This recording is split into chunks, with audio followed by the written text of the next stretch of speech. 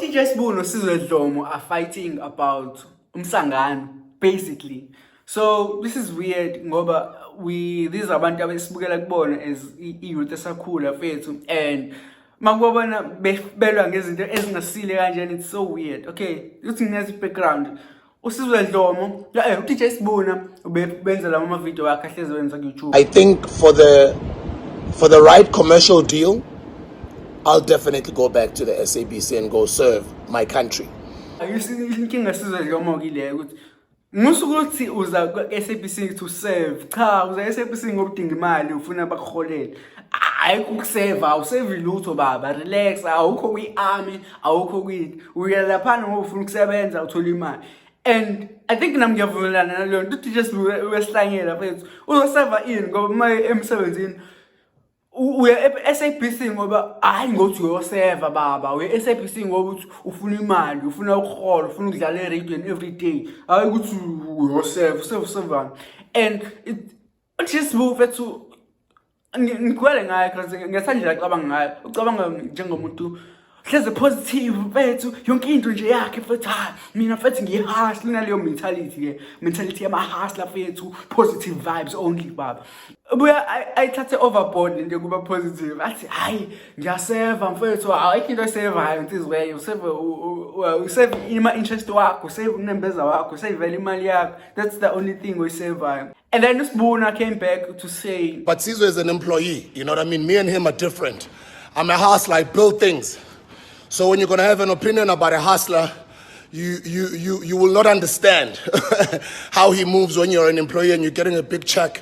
Iyangicika leyo nto ngoba lonto leyo card ekanjalo ngayisebenzisa to kuyona yonke into enzakalayo. So ngoba when we hustler usho ukuthi awubi wrong, or ngoba when we hustler kusho ukuthi zonke izinto osho hlezi zi right, noma ngoba when we hustler kusho ukuthi akwenzeki nje mhlawumbe ugeje nawe njengama hustler. Phela ama hustler bese nayo uyageje. Obuza ubani lo mjito wakashezi.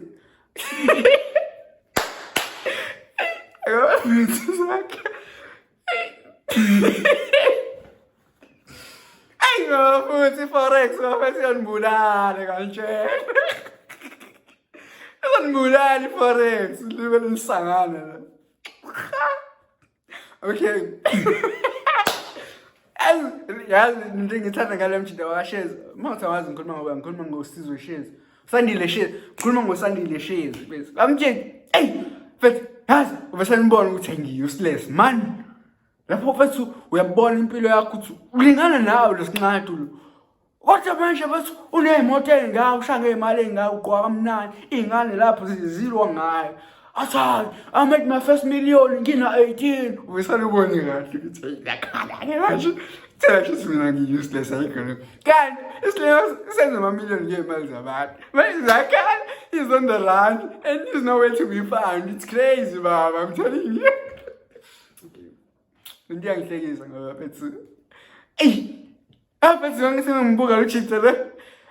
Ngiphatheka ukuthi hayo mfethu. Sithula mfethu. Ngisawumfundi sisayigele ngenza. Ngathi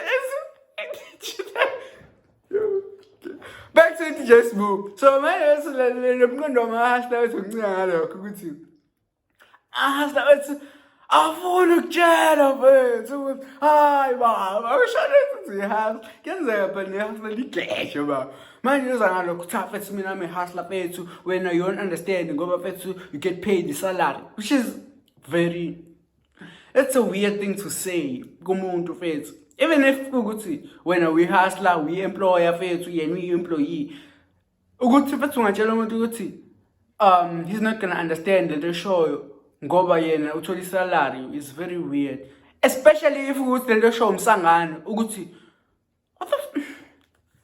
uthini into ukuthi uyoseva nge-SABC because now nje ukuthi ye-SABC wela isalary leyo lo baxeka ngayo ukuthi bayithola, kodwa nawe futhi uthi I can go to SABC to serve if I get called mfethu ngizokhona ngiyoseva. Awuseve lutho ba, awuseva interest wakho isevela wena. Anyway, shout out to Sandile Shares, shout out to DJ Sbu, ngicela ngayo igala. Shout out to Sizwe Dlomo. One thing ngithanda uSizwe Dlomo ukuthi it's like he doesn't care about anything, and I like that. I like abantu abakwazi ukuthi ba-express imbono yabo without ucabangela ima-brand wabo. And it's very rare, especially like South Africa, because industry is very small, ne? And wonke umuntu is trying to milk lokho azokwazi ukuthi akumilk kanjalo, and wonke umuntu is trying to secure ibag yakhe, ne? And kuba nzima for bona ukuthi ba-express imbono yabo. So one thing engithanda ngoSizwe Dlomo ukuthi is very rich vele, so it doesn't care about ngisho bamxoshe ekhaya, it's not gonna affect his salary, it's not gonna affect his chankura yakhe because umnandi vele, yabona. So that's one thing engithanda ngayo ukuthi imbono yakho uyayisho, man. Even with regards to Ishanis is a politics, he's always there and he's always participating and he's always saying which say Ramaphosa style. Go over Ramaphosa style. No matter what la boy, Ramaphosa sangen. Okay. Yeah, that's so back to Sizwe Dlomo. Yeah, I ngiyabathanda abantu abanjalo abakwazi ukuthi as much as sifuna ukuthi secure ama bags wethu, as much as we maybe safarish, or as much as sithanda ukuthi sibe phezulu, ngathi singakwazi kodwa ukuthi sibe open, sikwazi ukuthi sikhulume iqiniso and singabi nandaba ukuthi lizosi affect kanjani ephaketheni. Because I was just interviewing omunye umuntu recently, and I was asking him about politics, and uthi no, I don't want to talk about politics ngoba it's gonna affect into already uzigcina ngathola ama bookings we wasn't as the ANC, which is very sad, because imagine ukuba umuntu ongekho free kanjalo eSouth Africa. Imagine not being able to express your opinions ngoba uyazi ukuthi ANC is not gonna book you anymore. It's a sad story, man. And every time I get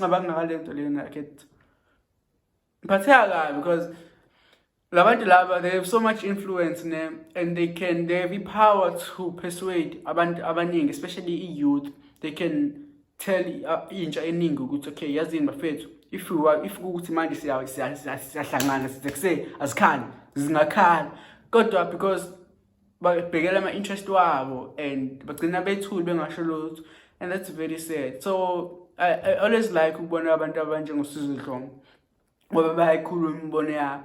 And omunye umuntu who recently started to express imbono yakhe is uWaras the shady laka fethu and ngiyangethanda indlela akhuluma ngayo, as much as ngingavumelani nokunye kwakhe. I saw ipost yakhe about amakhalads ukuthi abantu aba-mixed race abasiwona amakhalads wala, and okay, yeah, sure, I'm not angazi ukuthi kwenzakalani kulowo mhlaba lo, but kuyangijabulisa ukuthi ngibone umuntu expressa imbono yakhe ukuthi okay, this is i-world view yami and I'm just sharing lento lena, instead of ukuthi wonke umuntu athule pretend ngazuthi yonke into i-grand, or pretend ngazuthi akanampilo yena. And it's very sad, especially like ngeserayitweni, man.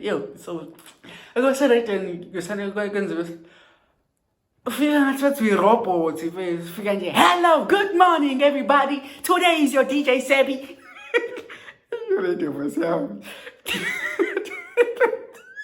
It's very sad, man. Like every time I think about Lento, give a sad, low key. But yeah, Chilewa, tell me what you think. You shall decide DJ Sbu. No, this is a Dlomo. It's very weird.